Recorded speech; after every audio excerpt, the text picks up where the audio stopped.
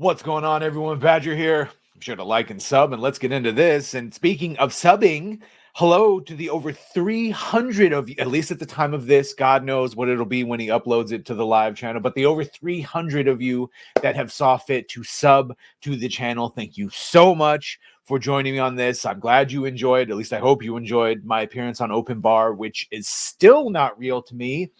Again, one of the two dreams I've had is Open Bar and to be on Friday Night Tights. And one of those somehow has been accomplished. So thank you, thank you, thank you. And among the things that I'm finding miraculous is the fact that my co-host from Nerd Rage on Saturday, NERDWARS, is a gaming journalist now, an actual gaming journalist. And I read some of this and I stopped. I go, no, I'm going to do a video on this. The people need to hear it.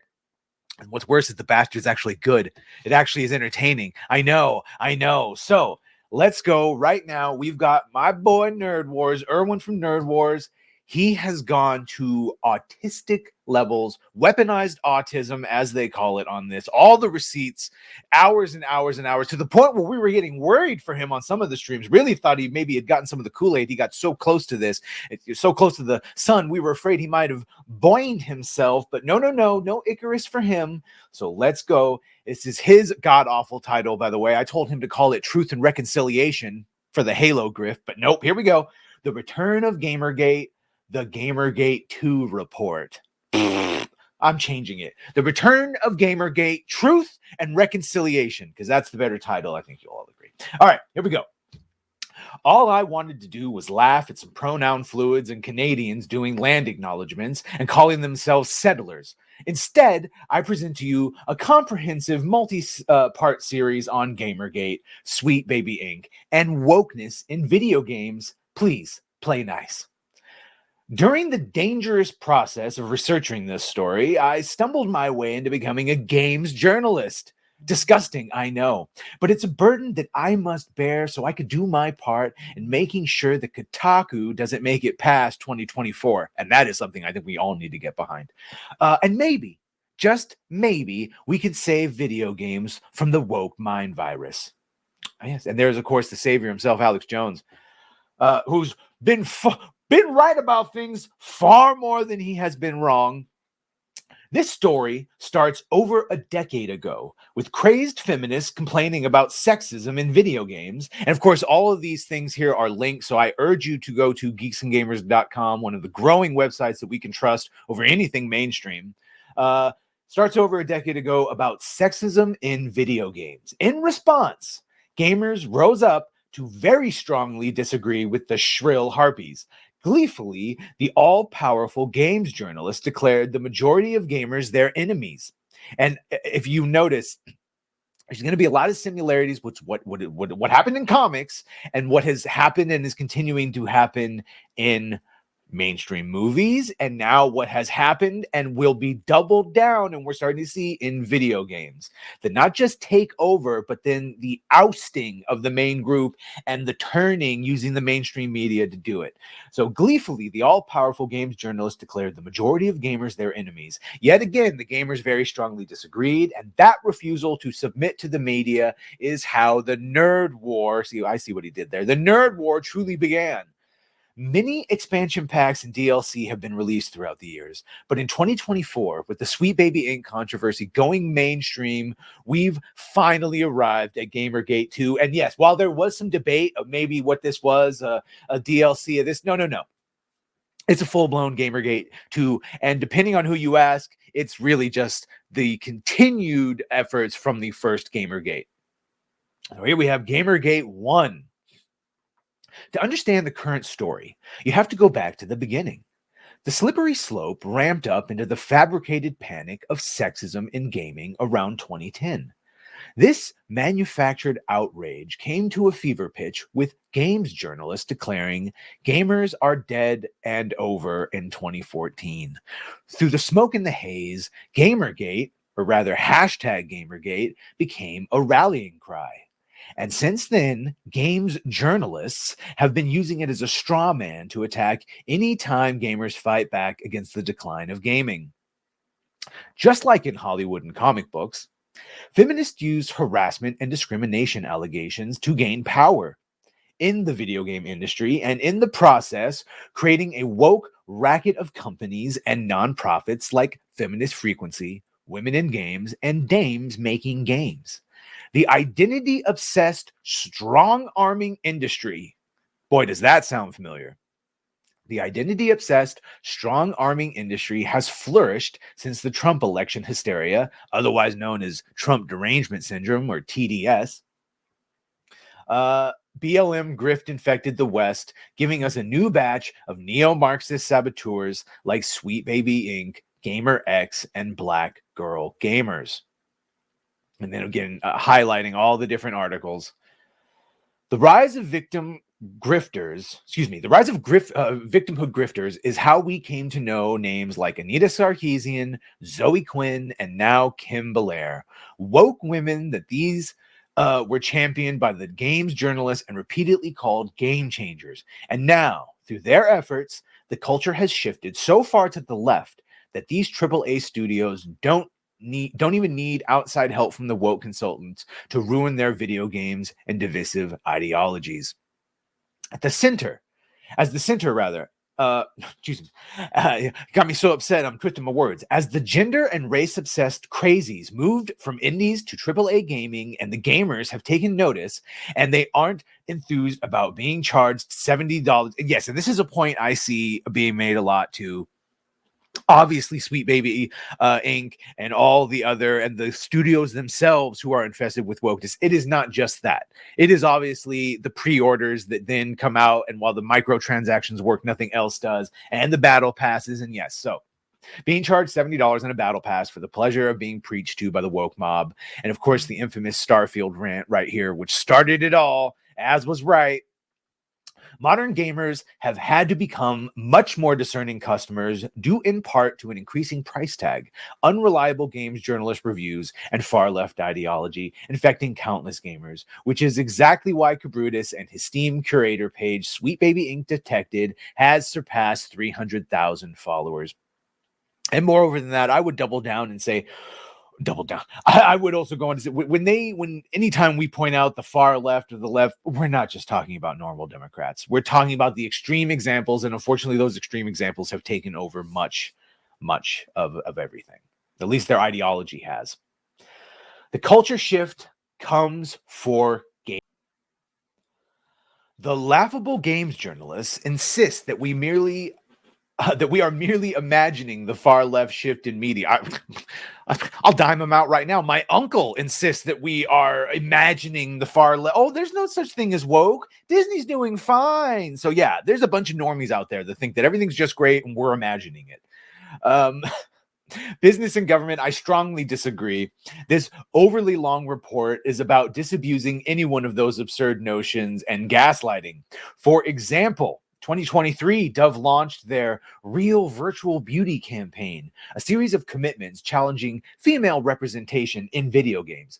This was in partnership with Epic Games' Unreal Engine and nonprofit Women in Games. Yeah, this was a really painful series of ad campaigns where they point out that women, at least this version of women, apparently don't want to see any sort of idealized version where men will obviously make someone that looks like themselves, but like super ripped and big. They think women don't do the same. They do. Current women gamers do. This is whatever version they think women gamers are. The most notable to come out of this partnership was an ad about a fat, ugly female gamer wanting her in-game character to be as fat and ugly as herself in real life, inspiring. And that's a base language, I'll have you know. It's not very body positivity of you, Erwin. The full story and trailer include an assortment of diverse women, one who appears to be mentally handicapped, and another in a wheelchair, an overweight Latina, Latinx, you bigot. Yeah, I'm just kidding. We don't like that word. And an albino black woman. Cringe and preachy and stupid, which is about all the check boxes they hit, whether they mean to or not. The evolution of the grift. Here we go. Now, back to the laughable games journalist. Despite being a glorified tabloid, Kotaku was once considered an authoritative news source. And yet, the odds of Kotaku making it past 2024 are lowering by the day. I certainly hope so. And over the years, Kotaku became despised by gamers of all colors, lifestyles, and backgrounds. So how did that happen? Well, you see, it is in the short that we are all united. And in the beginning of games journalism, magazines like Nintendo Power and GamePro were practically brochure catalogs written by the publishers. Like most entertainment media, games journalism is access media, 100%. But bad reviews or too much scrutiny means no early copies of games, no Mountain Dew or Dorito sponsorship, and no advertising. Therefore, no games journalism. And I would wager there's some of us YouTubers who have already fallen trap to this, and you know who you are. In the digital age, games media has become more competitive and desperate, which spawned the rage baiters selling their integrity for hate clicks and clout to chase dwindling ad revenue. And then, of course, there's all the rage baits that they go through. And yeah, that IGN article about Resident Evil 5, ridiculous. The media portrays GamerGate as solely a harassment campaign, but it was always a reaction to the attacks on gamers by the media and industry. Kotaku, Polygon, and the other games journalists clickbaited. Again, all of these are linked for more stories.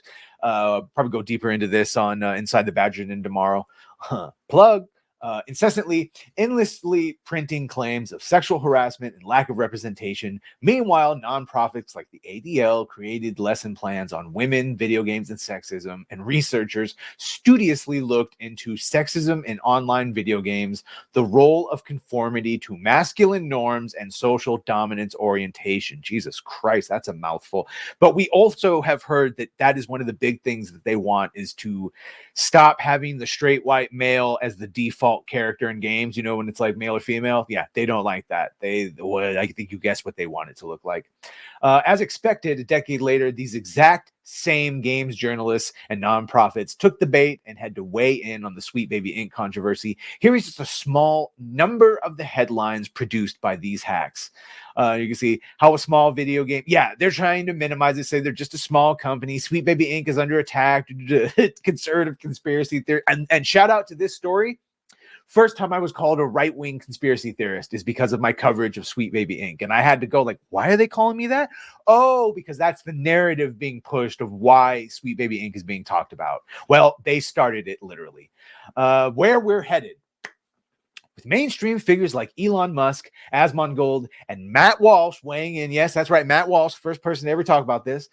This story won't be going away for years. GamerGate 2 has finally been released. It's just like GamerGate 1, but now they're all a different gender. Woke has made it all its way into the AAA studios, and games journalists you have no power here, man. And that, and the fact that Elon is involved and the community notes is a thing, is a much more even battlefield. And also, you got dummies like me. You got a whole new group of YouTubers, and empowered older group of YouTubers that, yeah, we're not letting any of this slide this time. There's grifter Miles Chong, which I'm not really going to talk about, but Elon Musk, Sweet Baby Inc. is an evil blight on the gaming industry. All they do is make games terrible and try to cancel people. They cannot go broke soon enough. And the ultimate part of Elon's message there of all they do is make games terrible and try to cancel people right now, certainly all they do is make games terrible. I can't show or point to anything that they've had an involvement in, and what they had a hand in was good. Ragnarok, God of War Ragnarok. I know Mahler likes it and other people like it. It is good in spite of the fact that they had a hand in it. And the one criticism it does get is, why are there all of a sudden black gods and Vikings or whatever in my Norse mythology? Guess why?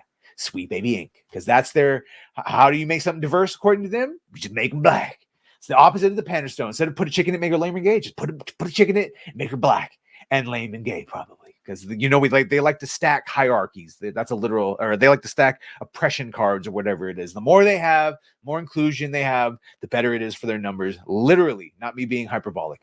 For the next several years, every single complaint by gamers will be labeled as GamerGate by the surviving games journalists. To prepare, this multi-part series. Oh, help us. This is a multi-part.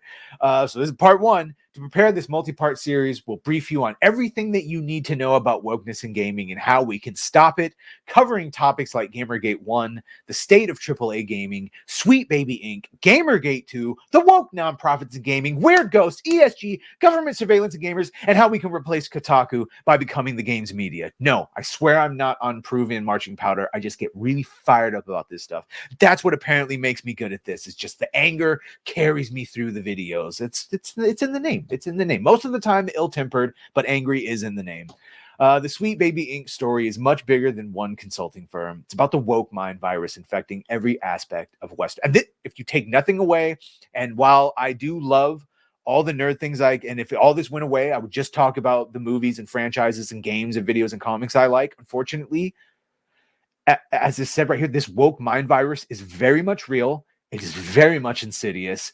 And while it might be appealing to some, I promise you it does not have your best interest at heart. And because of that, because it has infected literally almost everything. And this is what Az was trying to say about the pronouns. It wasn't the pronouns. It was the fact that even in gaming, he was being asked to set them. And as Larry Fink from BlackRock said, in order to change the culture of a firm, you need to echo that change everywhere. And that is exactly what is being done to us right now. That is exactly why comics, video games, all of it has had, this is why DEI is in everything, is because they have to show it everywhere, because that's the change they want. So as it says, stay tuned for the rest of this story exclusively here on geeksandgamers.com. And by virtue of that, covered by me, of course, grifting shamelessly off of Nerd Wars, which I told him I would be doing. Please go like and subscribe to Erwin at Nerd Wars. He really has lost some sanity doing this, much like Az lost sanity watching Batwoman. Nerd Wars has lost some sanity doing this, but it is for the greater good. And please go over to check out Geeks and Gamers and all the associated channels. And for me, if you're still here, God bless you. Thank you for coming over from Drinker. If you're still here from that, I hope to live up to all the greatness that has been given to me. So thank you for the chances to Drinker and all of you, and then continue to join me for this fun rabbit hole. And 2024 is going to be an year. It's going to be a year. It's going to be a year. So thank you. Well, bye.